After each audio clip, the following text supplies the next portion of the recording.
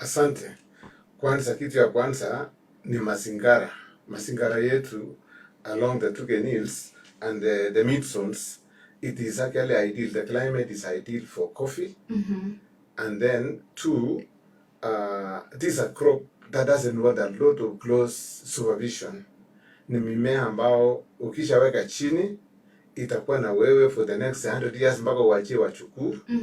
Three, utakuta at the moment because of climate change, utakuta all the time kama for the last 1-2 months I was in Kerio Valley the other day, wamepoteza karibu mahindi yote, almost more than 50% of maize imekauka. So it's actually a climate smart friendly crop. Hiyo ndio jambo la kwanza. Ya pili, it has a structured market.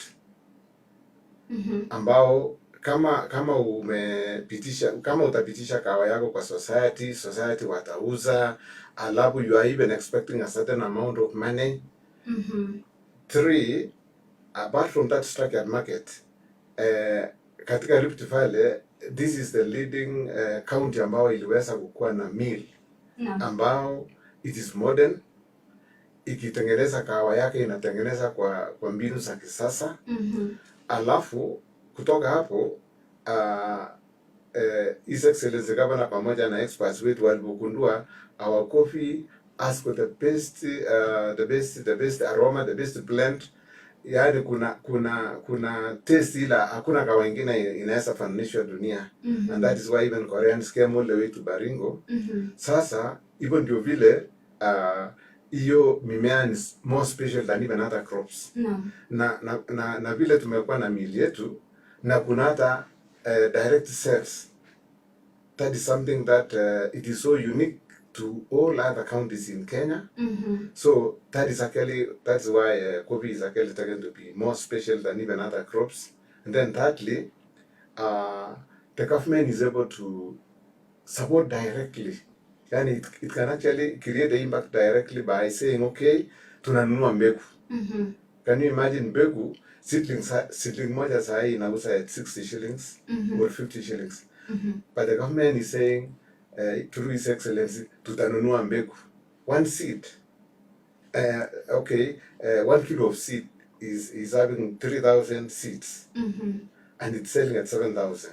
So ukifanya conversion utakuta kwamba if the government is going to buy one seed, it may even be going at 1 shilling or something like that, or 2 shillings, and then it will extrapolate into a bush, and that bush is going to produce around 10 kilos, and then 10 kilos each is going for 90 shillings. Can you the multiply effect? So it's actually so direct. So there's value for that government funding. Yani, the government, His Excellency, will feel that every shilling that went into coffee, it has a multiplier effect within 3-4 years. Yeah. All right. Yeah. Najua kwamba Bwana Yego ameweza kugusia market, how the coffee market is as of now. Lakini sijui kama Bwana Ngosos unaweza kutuelezea in terms of exportation of coffee, how is it? Kwa sababu unajua kwamba kwa sasa tunashirikiana ama county ya Baringo, county ya Baringo imeweza kushirikiana na Korea, the Korean government, in terms of exportation. How is it as of now? Well, as I'm talking now, I remember even today we had visitors from Meru. Wakati His Excellency Governor Cheboy alipokuwa Meru juzi na Deputy President, bila aliongea hata na akapata marafiki. Alitembelea wakulima pamoja na Deputy President. Mpaka leo walipoingia hapa walikuwa nataka kwenda kuona hiyo mill ile His Excellency alikuwa akiongea. Tulipokuwa tukijipanga, kumbe manager na the entire team wameenda kushughulikia exporting of coffee to Korea. Mpaka hata hawaweza kufika this evening we wanted to go tukakuta we may not get the details they wanted. They wanted a lot of information about that mill, even the exports. So as I'm talking, kuna kahawa ambao inaendelea kwenda direct sales. Wakati I happen to also have gone to Meru meeting ya wakubwa. Sasa hapo delivery nilikuwa na monitor the whole country is crying about cartels and lack of market. Yeah. And then in me, I knew my governor is smiling. Kwa sababu kawa yake inaenda direct market. Wakati hao wengine wakati kuna maprogas wamefanya hii njiani, yeye ana smile. No, okay, I don't know about it, but I'm actually imagining that he was smiling. Yes. Yeah, and that's why the Merus came all the way. Like today we had representatives of all societies in Meru coming to Baringo to benchmark. No. Yes. So as I'm talking now, the report I know is that we are actually exporting directly, and wakulima wamelipwa. And I'm also a witness, I'm a coffee farmer. Hata mimi nililipwa. I happen to have given out 90 kilos of parchment coffee.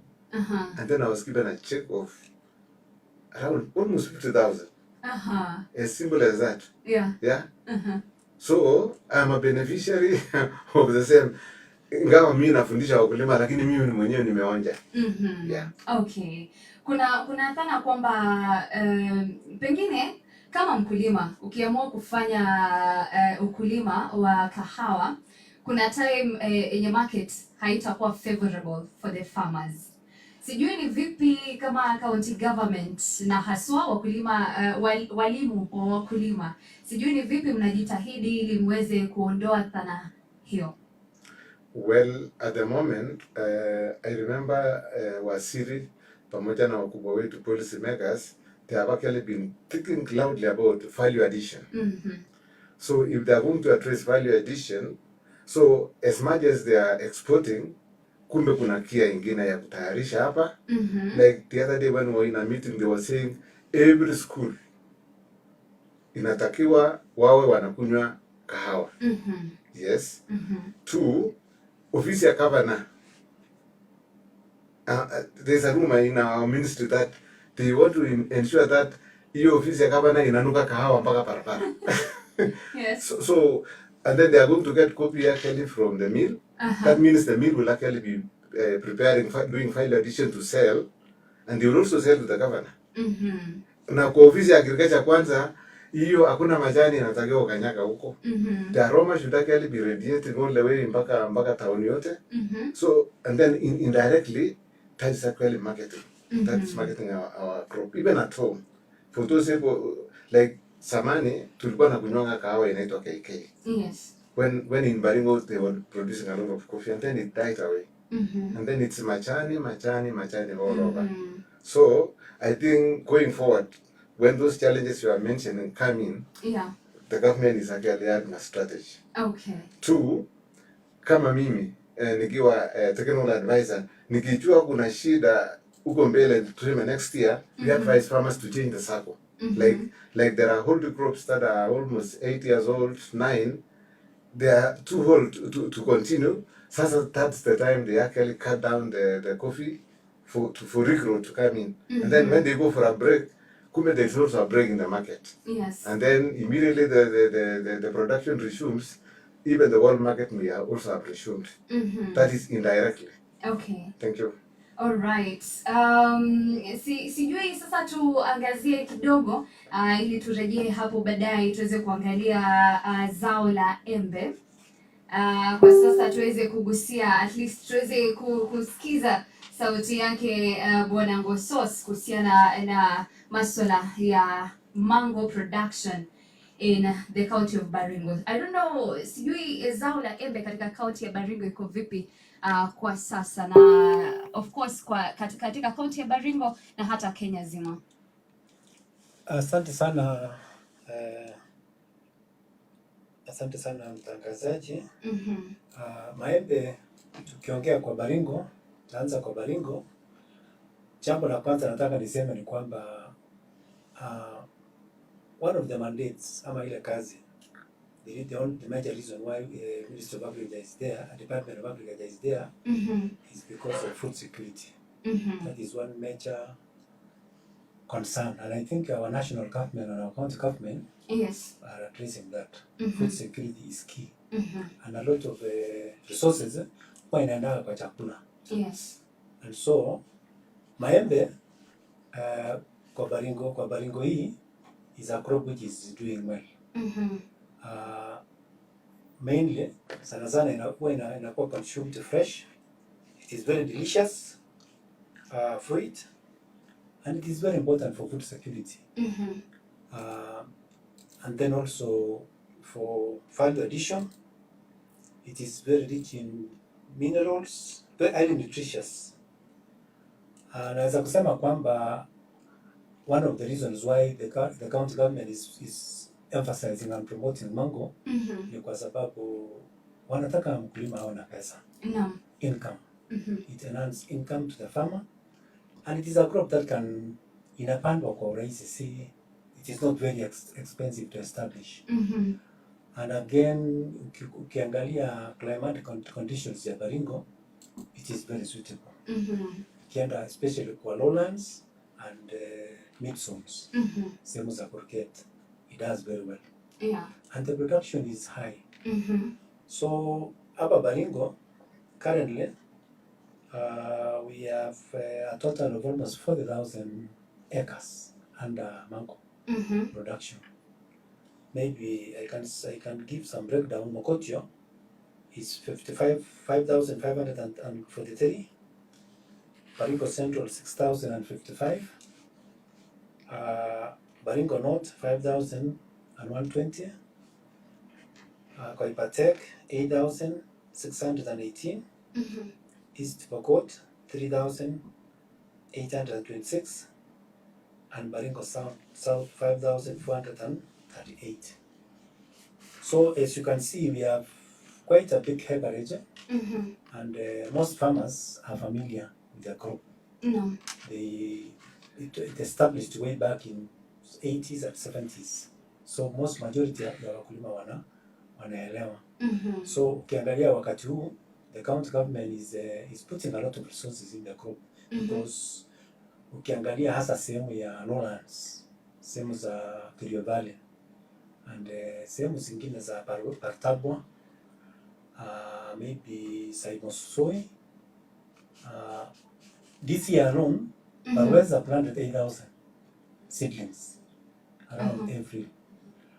Partabwa tulipanda more than 12,000 seedlings ya maembe. And come 2-3 years from now, kutakuwa na a lot of produce ya maembe. Wakulima watakuwa wanauliza soko ya maembe na watakuwa wanapata pesa. So we wanted farmers, especially in the lowlands and na mid zones, wachukue kama cash crop. So maembe is both ni ya kutoa, ni ya kupatia mkulima pesa na pia ni chakula. Mtoto akirudi kwa shule njaa, hawezi rudi saa 8 na njaa kama kuna maembe. Atakuwa amepata chakula. Yes. Yeah. All right. Maybe utuelezee ni the different varieties that are popular in Baringo County ya maembe. Kwa sababu naelewa kwamba kuna different varieties ambayo ina favor climate ya Baringo. Which one are the famous ones? Ukiangalia varieties zenyeiko kama hapa Baringo, majority ya wakulima wanapendelea Hepo. Kuna Kent. Kuna pia variety ya Tommy Hatkins. Yes. So it is not very common, but ile iko very common ni Kent and Hepo. That one is those are the major varieties growing in Baringo. Ngowe is also another variety which is suitable for the lowlands. Na huwa tunauliza wakulima wale wanatoka sehemu za Kerio Valley. Sana sana wanaweza panda Ngowe. Yeah. All right. Yeah. Ikiwa mkulima tayari ako na maembe, amepanda, amevuna, ako na maembe, kuna societies ambazo anaweza kuuza, anaweza uzia those societies. Okay, I would say currently and maybe some 2-3 years back, hatujakuwa na structured marketing ya maembe. But kuna market, kuna soko iko Cheptepo who are they are processing. But most ukiangalia majority ya wakulima wanauza tu ikiwa fresh, most of them. But we are thinking that we should be having a processing plant come maybe 1 to 3 years time from now. Because ukiangalia ile imepandwa saa hizi, you are talking of ya this year alone 12,000 and 8,000, 20,000. In 3 years time hiyo itakuwa tayari. Okay. And majority of the farmers will be asking for the market. So the county government is preparing. We are as a department, we are preparing to ensure that there is already market. Market pia ya export haitakosekana. All right. Yeah. Nadhani kulikuwa na funono, I think this year ama late last year, kwamba Baringo they want to have a mango factory in Baringo County. Sijui unaweza kutuelezea kidogo kuhusiana na hilo? Well, because it's in my sub-county, waje nijibu hiyo. Asante sana. So, although maembe imepandwa all over. Yes. But the targeted factory iko kwa sub-county yangu. It's located in Salawa. As I'm talking at the moment, there are arrangements soon for them to complete that factory. Kuna investor. Yes. I'm not going to commit myself about who ni investor ambao wametayarisha. Na going forward, I remember I attended a meeting at Cheptebo where they brought on board stakeholders kutoka Kenya na Baringo. And then nafikiri walipoona the volume of mangoes in Baringo may not be adequate to sustain the export. Yes. Kwa sababu ya sustainability of the continuous supply of mangoes. So sasa tulipokuwa kule, what came out clear was they are able to not only process, they will even support extension officers and farmers in empowerment. Kuhakikisha the correct seedlings are produced from the nurseries, the varieties that are required in the world market, and then those for processing. Two, kuna issue ya pests and diseases. The same people who are treating, they are not going to succeed kwa hiyo factory kama kuna magonjwa. Yes, na wadudu. Na vile miembe inakuwa ni miti kubwa ambao wakulima hawezi fikia kupiga dawa. Two, export market are sensitive about hiyo madawa. Na kumbe kuna njia ambao Baringo County na Baringo County wakicombat hiyo issues ya pests.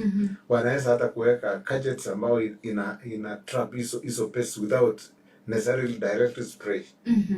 Two, magonjwa sitakabiliwa vilivyo using even tractors and even motorized sprayers that will be supplied through the factory. So going forward, vile mwenzangu ameongea juu ya wakati county inapotayarisha hizo seedlings, even value addition on that side is also being arranged through those the investor and the societies. There's a society in place called Baringo Mango Farmers Cooperative Society, I think so.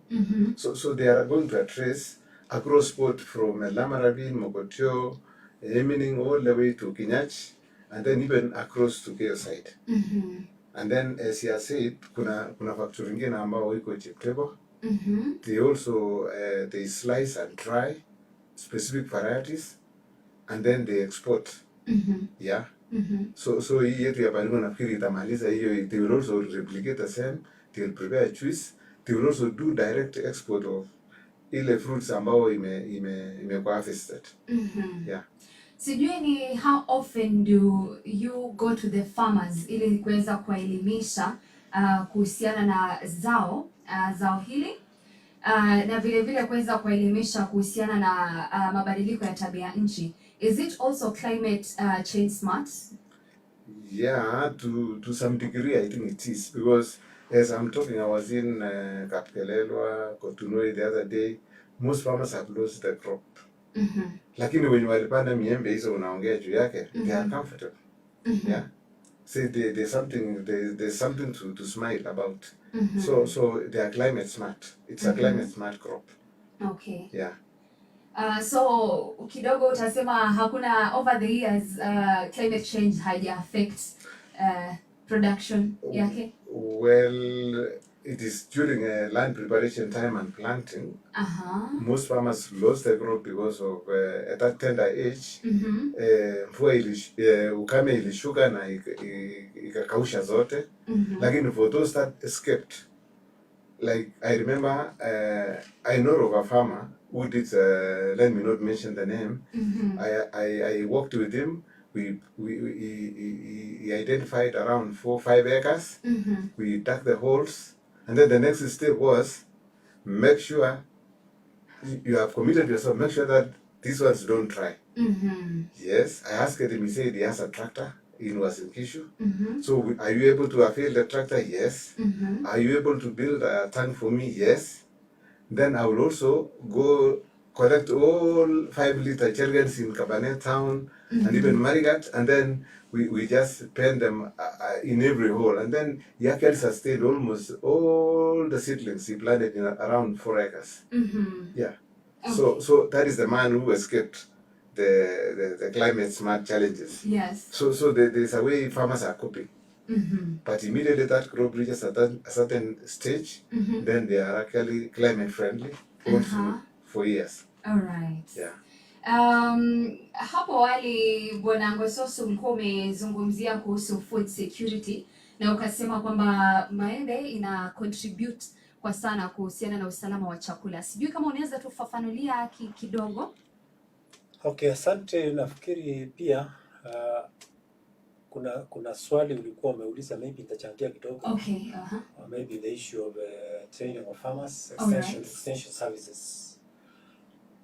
We have in Baringo we have a challenge ya staffing. I think it is imekuwa muda mrefu sana staff hawajaajiriwa. Na shukuru county government because hivi majuzi walitangaza nafasi ya karibu watu 100. So we have been trying to cope with the situation by training farmers in groups. Kuna ile inaitwa common interest groups. So where farmers converge, especially mango farmers, huwa wanatuita, tunaenda to train them on agronomic practices ya mango production. Yeah. And then they just continue from there. Otherwise imekuwa ni vigumu because our Baringo farmers walizoea ile wakati wa around 70s 80s, wakati staff ilikuwa inazunguka. Inatoka kwa hii mkulima anaenda kwa huyo mkulima, walizoea. So nafikiri wale wakiajiriwa, wale staff, wale advertised vacancies, tukipata wapya itatusaidia sana. Now going to mango as a food security, I would say one, I indicated earlier that it is an income enhancing crop. Yes. Inaongeza mapato kwa household. So ukiangalia sehemu zile zingine pengine wala hawapande chakula kama mahindi, maharagwe, it is very easy for the household to kuuza maembe, alafu anatumia pesa kununua nini ile chakula anahitaji.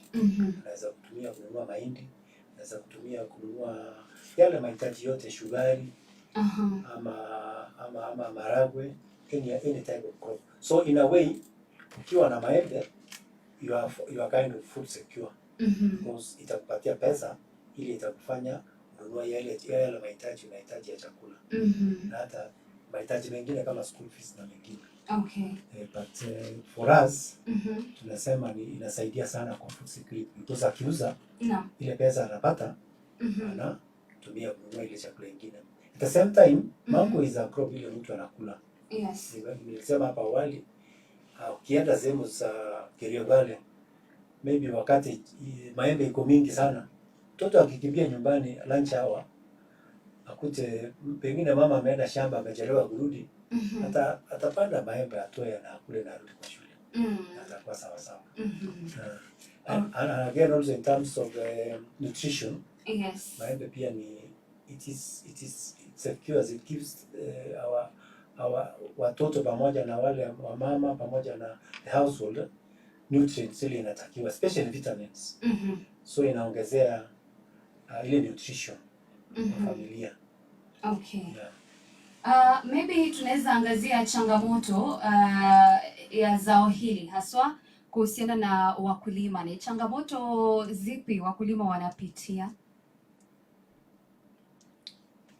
Asante sana. Nafikiri kwa miembe ama maembe, I remember ilikuwa last year, the other year, karibu wakulima wengi sana walipoteza karibu nusu ya hiyo mazao walikuwa wanatarajia kwa sababu ya dudu ile ilikuwa imeinterfere. So hata kama kulikuwa kuna dawa ambao tuliwaeleza kupitia kwa vile mwenzangu amesema, the way we do our extension approach, tukaambia it's available at a specific area. Kama mmoja wao ni within Kerio, kuna JPYC training center, wanauza hiyo gadget ya shilingi 350 na inaweza kudhibiti hizo wadudu kwa miembe 10. And then I was actually explaining to the farmers about the economics. Sasa nikauliza mkulima, yes, utatarajia fruits ngapi kwa hii miti? Anasema almost 500. Na unauza moja shilingi ngapi? Ati okay, nikichukua cabernet I sell at 10 bob. Nikiuza hapa 5 bob. Nikaambia okay, so let's assume utauza hapa. Can you multiply 500 times 5 bob? Akakuta ni 2500, you know that. Alafu nikaambia mkulima, na ukinunua hii dawa ya 350 na ita control miti 10. Sasa mkulima utapoteza fruits ya miti 10. Haya miti moja ilikuwa nakupatia 2500 times 10. Sasa inakuwa karibu that is 25,000. Na hiyo kitu ni ya 350. So unaelimisha mkulima, unaenda, alafu by the time you go back there unakuta amepoteza zote. Ati you could not afford kununua hiyo kitu. Na nyinyi serikali mnafanya nini? Maswali mengine ngumu sana. Na wewe unafanya nini? Nimekupatia knowledge. The government is paying me a salary to empower you. I've empowered you. I've told you one fruit tree gives you 2,500. Higher. And then this gadget will control 10 of them. Na mbona hukuenda kununua? Si anaongojea kama yes. So we also have challenges as much as we are actually tunapeana ujumbe. I don't know why our farmers are slow in picking up. I think hiyo kilimo biashara, utu ya kilimo biashara nafikiri haijaingia, na tunaingiza kabisa mpaka inaingia ndani, and then the response is zero. Sometimes in some, but there are other farmers who are very sharp. Unakuta hata kumbe wamejua hiyo kitu, wameenda huko wamenunua hizo vitu wameenda, but the challenge they are facing, hiyo wadudu they migrate from their farms kwa huyu mkulima. Kabla hiyo haijakuwa trapped, imedunga hizo miembe ya huyu mkulima mwenye anataka kuchunga. So it's actually something that if it is done globally, tuseme sisi Baringo County na Keio County, tukicombat, then we are able to get very good fruits for even export and even for processing. Otherwise, we have been losing almost 50% to even 70% of expected income through pests and diseases. Okay. I don't know, at what point does the market inconvenience the farmers? At what point does the market inconvenience the farmers? It is okay. Surprisingly, when mangoes go in production, or when they flower along the Rio Valley. Yes. And then even the other side of Marigat, the other valley on the other side, so that at the time when even there are no diseases, there is flood in the market. And that is the time when people just come all the way from Machakos, Mombasa, and then they actually cash in. They come and tell the farmers, can you, instead of throwing them away, let me collect. Not only are they going to make a kill out of that, but then people are being termed as brokers. Yes, but they have assisted our farmers. Like they bring to cabernet here, it is already flooded. So we sometimes get those challenges, even when there are no diseases, when farmers are able to control diseases. So, but there's a way out. Like in Israel, they are able to actually change the watering pattern. they are able to disturb the plant indirectly. Here, wengine wanawekanga msumari, then the tree feels that it's going to die the next minute, and then it just produces flowers, and then they are able to have to have the fruits during off season. And then secondly, what farmers have also done, they have actually gone to GMTYIC, and then they have looked for varieties that go on flowering during off season. Yeah.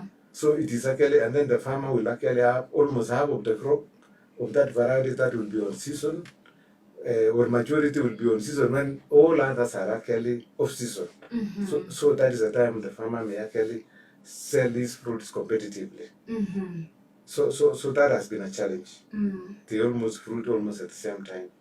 Yeah, but there are some fruits, but few, that actually do the opposite. Okay. Yeah. Sometimes naelewa kwamba pia kuna modern farming, kuna kilimo ya kisasa, and I want to believe greenhousing is one of them. Yes, for small crops, horticultural crops. Yeah. So it cannot happen for mangoes. Well, I don't know. Well, we are just a developing country, and okay, let me just take you back. Suppose you want to spray a mango. Yeah. Even now, the farmers cannot actually use the knapsack sprayer, the normal one, and there's nobody with even motorized one. So that one alone beats you. Like if we had to put even a shade net up there to trap these pests.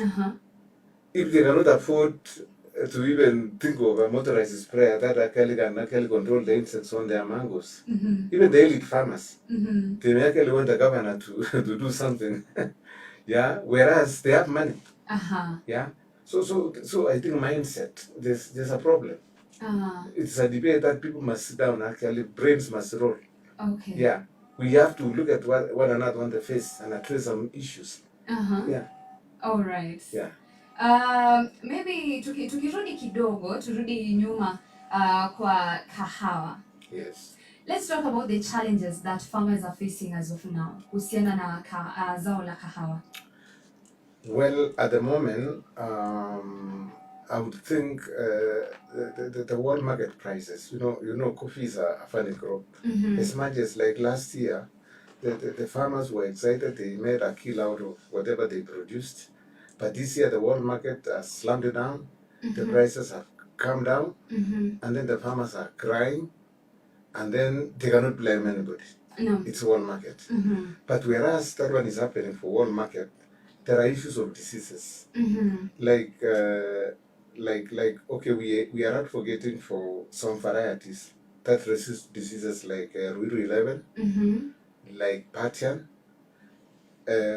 Wakulima wengi wanapotezanga kahawa kwa sababu ya magonjwa.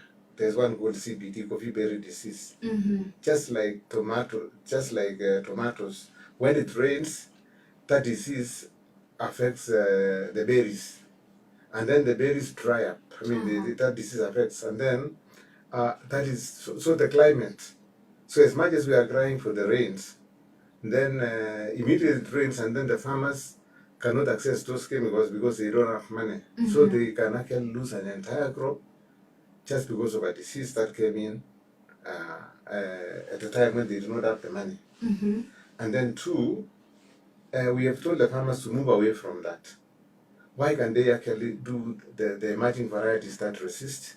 So that is what even His Excellency the Governor is addressing, and also the CHA, the one who has supported the county government, come up with a mill.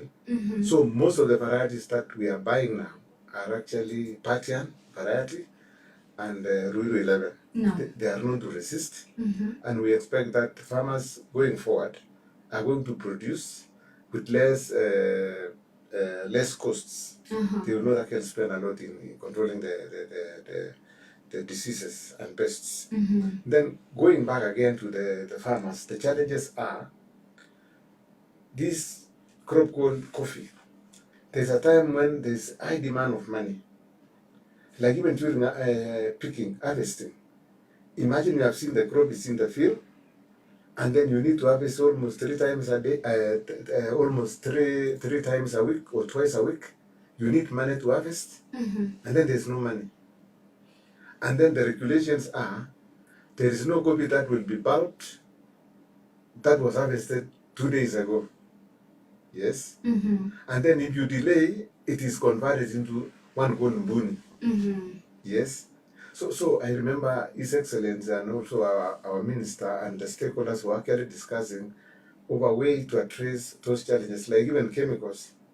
You see, this farmer who has lost his crop because he could not afford the chemical, so he can lose a crop that is worth 500,000 because of lack of the chemicals.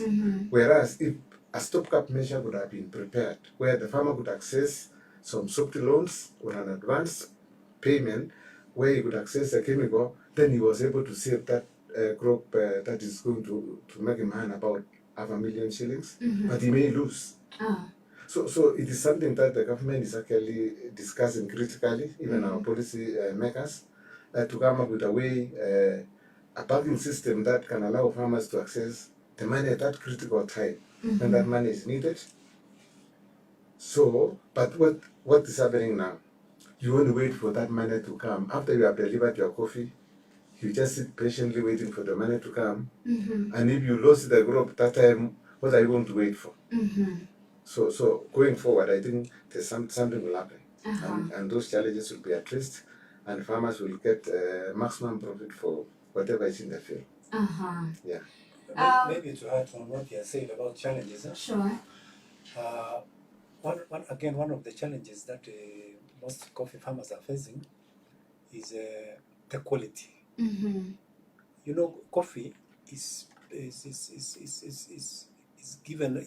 paid depending on the quality that the farmer is producing. The first class, the second class, all those AAP. Now, you will find most of our farmers, our coffee farmers in Baringo, agronomic practices have not been adhered. Maybe if farmers are listening, most of the time, ukiangalia vizuri wakati wanachelewa kupalilia, wanakosa maybe wapigi dawa, kuna wakati inafaa waweke mbolea, maybe they are late or they don't even do it. Kuna wakati wa kufanya pruning, sometimes they delay, they don't do it. So utaona mkulima most of the time anakaa anamaliza hata wiki mbili hajaingia kwa shamba yake ya kahawa. Kuangalia kama kuna mdudu imekuza, kama kuna ugonjwa, kama kuna kitu inahitaji. So that one affects the quality. And quality affects ile pesa atapata. So those farmers wenye wanafaidika sana ni wale wanakuza kahawa kwa njia ile inatakiwa. So I think for that one we are as a department we are addressing, because hiyo ile kitu imeaffect hiyo ile extension services imeenda chini. But I think with time we are addressing that. Okay. So let me also add something. I remember post-harvest handling. What we do with that coffee, immediately we harvest. Yeah. I'm actually informing farmers, ama naeleza wakulima kwamba tunapoteza pesa mingi as a result of quality. Vile mwenzangu amesema. Uchukue kwa mfano, mkulima mwenye anatayarisha kahawa yake nyumbani. Yani hakuna factory. Huyo mkulima atatumia mashine ya kufinya. Atatumia maji ile ilitoka mtoni na si maji safi. Atafanya ile maagizo inafanywa, alafu atakausha kwa chandarua, na hiyo haitakiwi. Atakausha chini, haitakiwi. Atatumia gunia kukausha, haitakiwi. Baada hata kukausha hiyo yote, anaenda aka nyumbani. And majority of our farmers don't have a special store for coffee. Let's be honest. Na wataweka store ambao chini yake mbuzi wanalala. Na hiyo harufu ya mbuzi itaenea hata kwa kahawa. So hata kwa hii mili yetu iko hapa, wakifanya kitu kingine inaitwa legally or capping quality. It is actually the lowest coffee ever recorded. Anybody, kwa sababu unakuta mimi nilikausha kwa mkeka, mwingine akausha kwa mwito hii ya ng'ombe, mwingine akatumia ile nylon, akaweka store, hata wenye wana tile rooms mama alimop na homo, hiyo harufu ya homo inafutwa. So that is not coffee. Utakuta kahawa yetu ni AA, lakini ikifika wakati wa kuuza unakuta kahawa yetu inauzwa kwa shilingi 200 na ya wengine inauzwa 800 just because of that. Na walitunza vizuri shambani, walifanya kila kitu, wamepata na wakaangusha kwa hiyo matayarisho. So way forward ni kwamba kama kungekuwa na njia ya wakulima wetu wapeleke kahawa yao kwa society, kwa factory ambayo inafanya pulping factory, then from there processes yote inapitia ile inakuwa recommended mpaka inakaushwa kwa vile wanafanyanga kwa mafactory zetu. So nikichukua kwa mfano kama Baringo North, where my colleague comes from, he's making a lot of kilos. In fact, he's the leading. In fact, ile kahawa nyingi inatoka Baringo North. Most of the farmers are the ones doing the farming.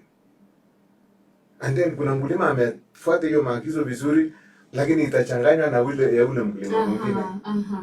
So going forward, His Excellency, I remember he mentioned in a meeting that he's going to ensure that every factory atasaidiwa pamoja na washikadau wakuwe na factory. I mean every society. Na hiyo ita address hiyo issue ya quality. Vile ulikuwa nasema challenges huko mbele. That is actually the biggest handicap. Kwa sababu sisi tutaenda kufundisha wakulima kweli mpaka watunze vizuri, lakini baada ya kufuna ile what happens after harvesting is the thing that will let them down huko mbele. And there's a solution, kahawa yote ipitie kwa factory. We'll solve that solution. All right. Meaning kuna shortage. Yeah. Kuna high demand ya pamba kwa riverbanks. Yeah. So coming back, tukakuja tukakaa chini, tukaongea, tukakubaliana, tukasunguka. Tukafanya program, along Gariofale, starting from Salawa all the way to Kinyachi. Yeah. Tukaongea na wakulima, tukahimiza wakulima wapande pamba. We told them that there is market, there are good prices, because we are assured of the current price is 54 shillings a kilo. So at least mkulima wakati anapanda anajua atalipwa kiasi gani kwa kilo. So ukiangalia vizuri, then there was also tukatoa pia hadi kuna mbegu ilikuwa itolewa na county government. Rivertex walitoa hadi ya about 1,000 kilos ya PT cotton. Yeah. Ya variety ya PT. Kuna pia an investor huyu anaitwa Sidala. Mwenye anasimamia hiyo jina ya Salawa, aliweza pia kutoa hadi ya 1,000 kilos ya PT. Because the cotton seed inakuanga a challenge most farmers kununua the seed. Yeah. It's a bit expensive. Yeah. So tukaenda tukiwahimiza wakulima wajiandikishe na wapande. So tukiongea saizi mwaka huu peke yake we have over 5,000 under fasi cotton ile imepandwa Rift Valley. Sidal aliweza kutoa pia PT cotton, which is ile wakulima wengi sana they normally wanapenda kupanda kwa sababu zile magonjwa huwa I mean the pest, kuna kuanga na pest ile inasumbua sana pamba. And PT cotton is resistant to that pest. So tuliweza kuwapatia wakulima from Sidal 1,000 kgs ya PT. Pia wakulima pia walipanda the other varieties. The fuzzy seed. So as it is now, we have almost 1,000 hectares ya pamba combined, ile ya PT pamoja na these are normal variety ile wakulima wanapanda kwa kutumia ile mbegu ya kawaida. Yeah. So this year alone we are expecting a big harvest ya cotton. No. Because farmers wanakubali kupanda pamba mwaka huu. Kuna sehemu pia zingine wanaweza panda pamba Baringo hii. No. Kuna sehemu ya Mokotio.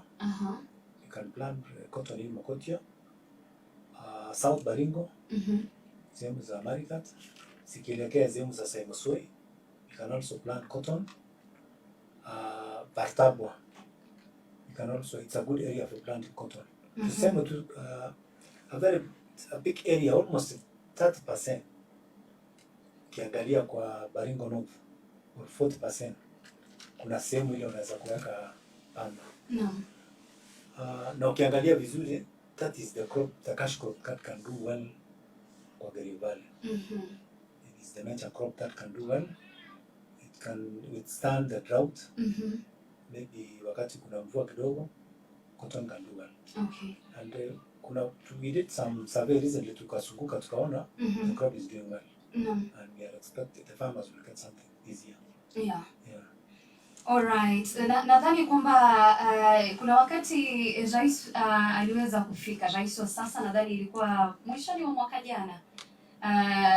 Aliweza kufika katika kaunti ya Baringo na akaweza kuzungumzia cotton, upandaji wa pamba katika kaunti ya Baringo, na alikuwa anasema kwamba kutakuwa na mbegu mpya ya pamba ambayo umeweza kusema BT cotton ambayo itaweza kusambazwa, na akasema kwamba serikali itaweza kusaidia kuwapa wakulima hizo pembejeo pamoja na mbolea. Sijui kama tayari washaanza kupokea? For the seed walipokea. Okay. Mbolea nafikiri si kwa pamba. Sijui mbolea ilikuwa ni ya mahindi, I think so. Oh, it's different. Kwa hivyo pamba haihitaji, what's the process? Wale ambao hatuelewi this kind of farming. Inahitaji mbolea, and especially BT cotton. Okay. And especially BT cotton is a high feeder. It requires a lot of rain. Yeah. It requires highly fertile soil. So atuseme kwamba atutumii mbolea kwa cotton. We really, especially we emphasize on BT cotton. Wale wakulima wanapanda BT cotton, kama wananisikiliza, ni vyema na ni vizuri watumie mbolea. Ni vyema watumie mbolea. So most farmers waliweza kununua mbolea, and the normal fertilizer yenyewe wanapeanwa kwa NCPP. Ile imekuja na ile imekuwa ile national government inasupport wakulima. Yeah, so hakuna ile mbolea specific ya pamba. Okay. No. All right. Na wakati huo pia aliweza kuzungumzia kuhusu market. And he said there's a very big market in America. Akasema kwamba angependa wakulima hasa wa Baringo waweze kuwa big exporters to the American market. Na akasema kwamba we have our production bado iko low. Akasema kwamba as of that time it was 3%. Akasema kwamba kidogo ni kama hiyo agreement yenye walikuwa washa make na the American government bado ilikuwa low. So I don't know if the market still stands, and so far are there any changes tangu rais azungumze? So far market ya cotton ni kubwa sana. All right. Soko ni kubwa. So it is only a matter of farmers waweze kupanda, and then the only difference is the pricing. Okay. As I said before, we have a very big market in Eldoret, Rivertex. Na hiyo pia umesema ya export, I'm sure ikiuzwa ng'ambo, bei itakuwa tofauti. Huenda bei itaenda juu zaidi kuliko ile imekuwa offered na Rivertex. And so I want to believe that it is still there. All right. Yeah. Na kwa sababu umeweza kuzungumzia Rivertex, sijui what are the benefits that a cotton farmer gains by working directly, kwa sababu tunajua of course in any market cartels hawezi kukosekana. So I don't know what are the benefits of directly working with river takes. Yeah. Like any other crop, Uh-huh. maybe coffee and other cash crops. Mm-hmm. Many a times farmers Mm-hmm. wanatumia cooperatives. Uh-huh. They work with, it is difficult to get a farmer mwenye anaenda directly kwa market. Uh-huh. And working with cooperatives is more advantageous than individual. And especially if they are well managed. The only challenge with cooperatives is when they are poorly managed. But if you have cooperatives who are transparent, who are able to show farmers what they get, there should be no problem, because they wanaenda to negotiate for the prices. If an individual farmer like you and me, if we went to Rivertex and negotiate, it would be difficult to get a good price. But when farmers work in cooperatives, it is easier to go and negotiate for very good prices. So in our department, we normally encourage farmers to work with cooperatives. We encourage them to work with cooperatives, and that way it becomes easier. Even for farm inputs, like when they were given seed, it is easier for an investor to assist farmers using cooperatives, even the county government, as opposed to working with individuals. Yeah. What would you tell a farmer? Kuna wale wakulima ambao wanaamini kwamba working with these cooperatives is expensive, in that so wanasema kwamba you have to pay ile pesa badala ikukujie yote tena you have to pay, you know. Ni vipi utamu-encourage na hata si kwa zao hili ya pamba peke yake, for any other? What would you tell a farmer? Okay, there are costs. Yeah. There are minimal costs, operational costs ya cooperative societies. But ukienda kuangalia vizuri, the benefits are good by having cooperatives, by operating using cooperatives. The advantages are more, and they are actually far much advantageous to work with cooperatives than individuals. Yeah. The only fear ya wakulima ni those mismanaged cooperatives.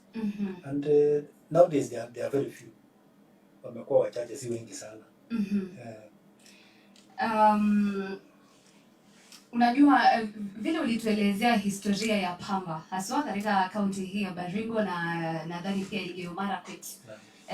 Kitambo ilikuwa inashika sana hiyo biashara, alafu ikakuja wakulima waka-complain, hawa benefit, they are not getting enough pay, wanafanya kazi lakini kupata hiyo pesa ikakuwa ni shida.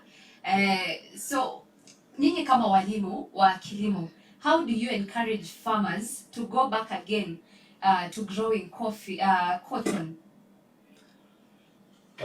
Just as I said before, cotton inakuwa driven prices. Yeah. What motivates a farmer ni ile price, ile pesa anatarajia kupata. So maybe the motivation that we have now is as opposed to what was there before, is that ukipanda pamba already uko na price. You have a price tag for a kilo. Unajua zamani kidogo, maybe 1990s ama 2000s, 2010 ikirudi nyuma huko, mkulima angepanda kahawa asijue atalipwa ngapi kwa kilo moja. But for now, like this year, they are assured of 54 shillings per kilo. So there is no fear. That's the guarantee. The other thing is the market. I said market and price is what drives the sector, and that's what motivates the farm. Okay. So I believe, just as we did a campaign early this year, most farmers wamepanda and they are expecting some good returns out of it. Yeah. All right. Nadhani kwamba kufikia hapo ningependa kuuliza swali kuhusiana na, allow me, this is just a general question, right? Kwa sababu nyinyi ni walimu wa kilimo. Then kuna venye wakulima wanaweza panda cotton for example. Kama kulikuwa na wakati there was a research done na wakasema kwamba it would be somehow unfair kwa watu kuambiwa wapande zao hili la pamba na hawana chakula, subsistence, zile household food, wakasema kwamba ni kama kidogo kuna that fight. Yes. I don't know what you can say about that. That is simple. Yeah. One, as I said, ukienda Barweza size ama sehemu za Salawa, ukipanda mahindi, maybe because of the rains, the moisture is not enough to sustain a good maize crop. Itakauka. Nilikuwa sometimes, I think 2 or 3 weeks ago, nilienda sehemu ya karibu Ayatia, nikakuta mahindi zinakauka. Kwa sababu ya ukosefu wa nini, mvua. It dried wakati wa at a critical stage. Na unajua mkulima hawezi pata kitu. Hawezi pata chochote kwa mahindi ile amepanda. But cotton, wale wakulima wamepanda cotton hapo, they are doing very well. Now, for a farmer who has planted cotton, mwaka ikiisha auze, atakuwa na pesa. That farmer will be able to go to come to Kabarnet and buy anunue mahindi. So mwenye alipanda mahindi bado ataandamana na mwenye alipanda pamba, na wanakuja Kabarnet kununua nini? Mahindi. So which one is a better crop in that agricultural zone? Sile pamba. Apande pamba, apate pesa, atatumia hiyo pesa kwa njia anataka. Including maybe buying maize and other food crops. Yeah. All right. Asante. Okay, let me also watch out.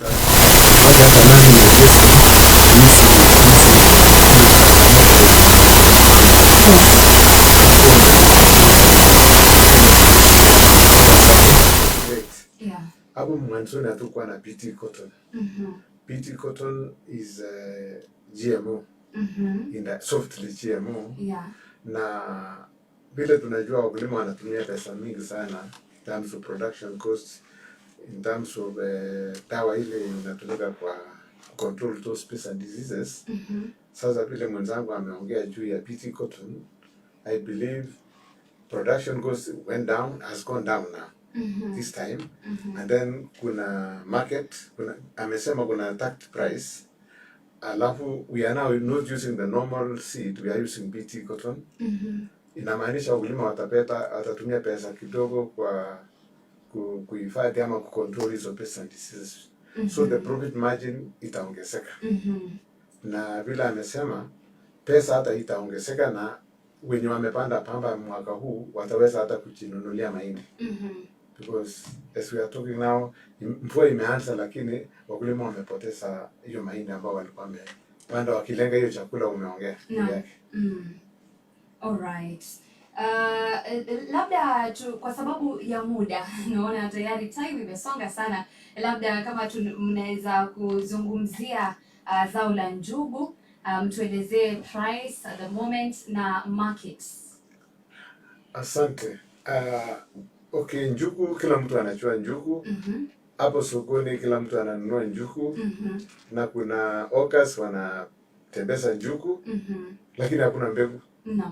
Sasa ninapoongea.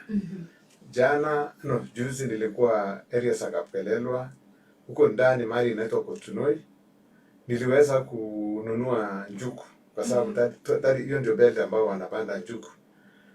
Nikaambia wewe nunua hii kwa shilingi 200 kilo moja, na hata nikiweka ratili labda haifiki. Hata wao wenyewe kwa kijiji wanachihusiana kwa shilingi 200. Ikifika Kabarnet itakuwa ni 250. So wakulima walikuwa wananiuliza tumepoteza mahindi. Nyinyi kama Wizara ya Kilimo mnatu advise tufanye namna gani?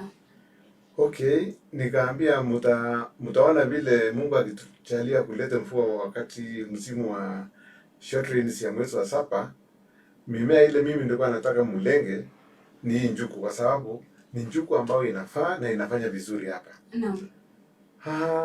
Wakaongea juu ya tractor. Nikaambia tractor, kuna matractors kuna hiyo yetu ya serikali haipatikani, labda ni moja kwa the whole subcounty. And then kuna so many private tractors. So I encourage them to plan wapande hiyo njugu. So hii njugu ninapoongea kuna mshikadau ambao alikuwa last year, ilikuwa inaitwa Green Forest, and for the first time through the same waliwezesha wakulima wetu kupanda under irrigation. Na tulitoa njugu nyingi.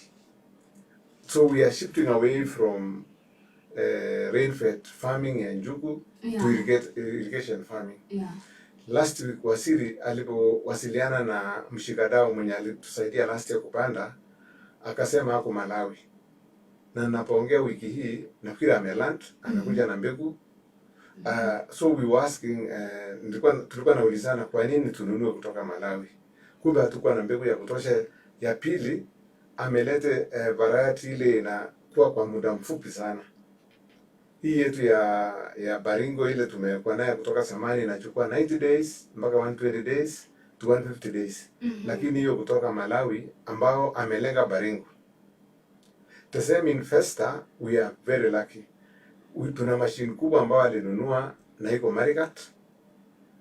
Na njugu yote ile itapandwa Baringo, any volume itaweza kukongoa and it will be ready for market, na ni yeye ananunua.